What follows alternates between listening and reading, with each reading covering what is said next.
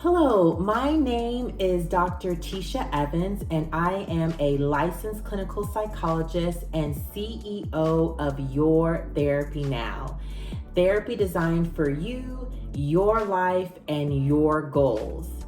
Welcome to today's session. If this is your first time here, please hit the subscribe button and feel free to leave any questions that you may have in the comment section. If you would like to connect with me more after watching this video, visit yourtherapynow.com. As always, my goal is to provide concrete, practical, and real-life tools that you can use to help better manage stress, to have healthier relationships personally and professionally, and to have more peace and joy in your life.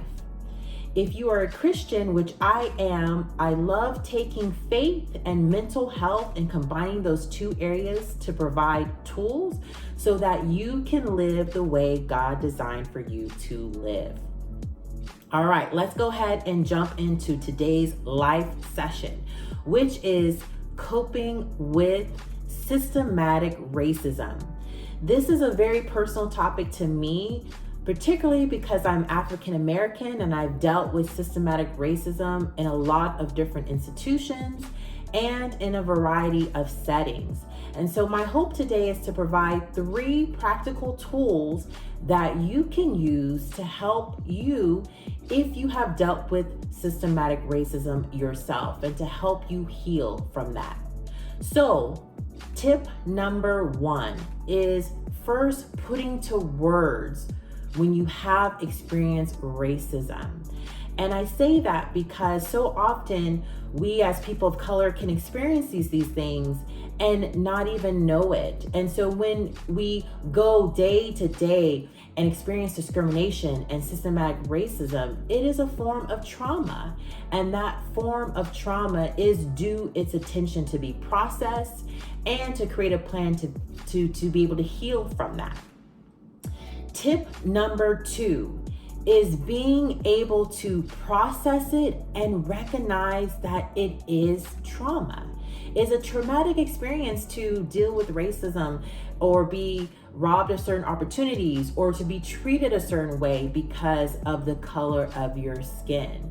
And so when you're able to process it with people who can support you, such as a therapist or close family and friends, you are making a step towards healing. And I want to highlight that processing doesn't necessarily mean being the educator in the room, even though that is a gift that you can give to your family and friends or to your coworkers. It can be taxing at times. So recognizing when I say process is really giving yourself the space to be real, to be honest, and to have people who can relate to you and be able to support you in a way that works for you. Tip number 3 is deciding which hat do you want to wear.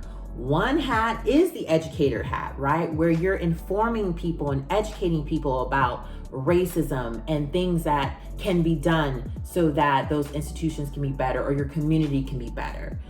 Or 2, another hat is just taking care of yourself. You may not want to wear the educator hat. You might just say, you know what, I need to take care of me and I need to take care of my community.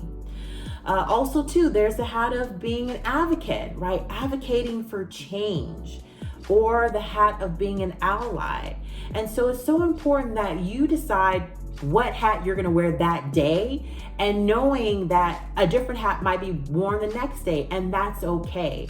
And also accepting that no one can tell you what hat you need to wear or force you to wear a hat that doesn't feel comfortable to you.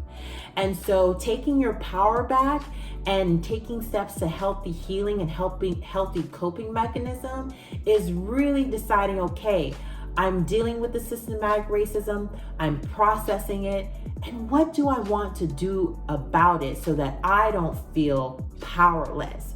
You don't have control over what other people may do or what other institutions may do, but one thing that God has given you control over is how you respond and how you want to take care of the matter so that you feel like you're coping and you're giving yourself the gift of respecting your experiences.